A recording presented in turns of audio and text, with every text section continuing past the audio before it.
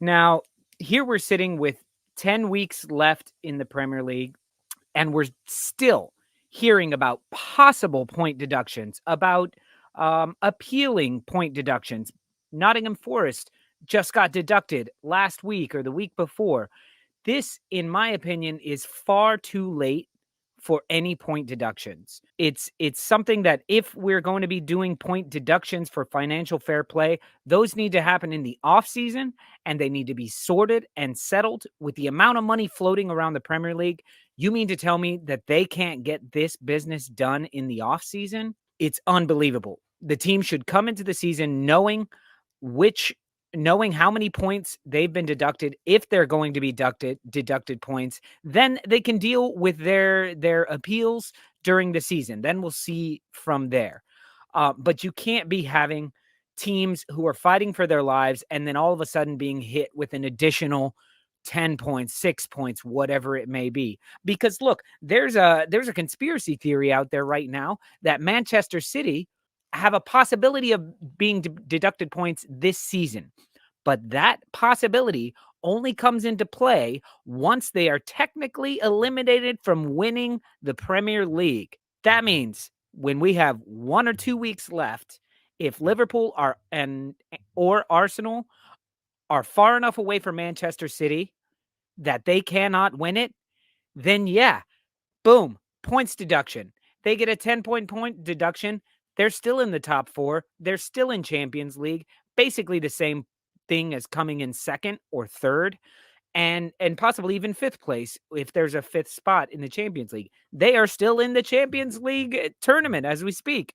So that's the conspiracy theory, is where they're going to wait to give Manchester City a point deduction once it doesn't matter to them. And if that were to happen, it just continues to make it seem like everything is set up for one set of rules for the Big Six and one set of rules for everybody else. Now, why is it taking so long for Manchester City? Why does that one take so much longer than the Nottingham Forest one or the Everton one? And I'll tell you, it's just like if you as a person were walking down the street and you killed somebody. You would be arrested, thrown in jail, tried, and probably in jail for the rest of your life within a few months. Now, if you're the president of a massive corporation who kills 151 people, well, you may not be arrested right away. And once you finally get arrested, it's going to take a while to get any cases against you, and you're going to be pulled out of jail and bailed out, and you're going to sit around, and it'll be years and years and years and years, and we'll see if anything ever happens. So that's the same the analogy works for what I'm saying with this. Nottingham Forest and Everton are the individual people who, one little crime of murder, we can deal with that. We can't deal with you killing a whole 151 people. We'll get to that eventually. So that's the sort of situation we're in right now, where it's one set of rules for one set of clubs and another set of rules for everybody else.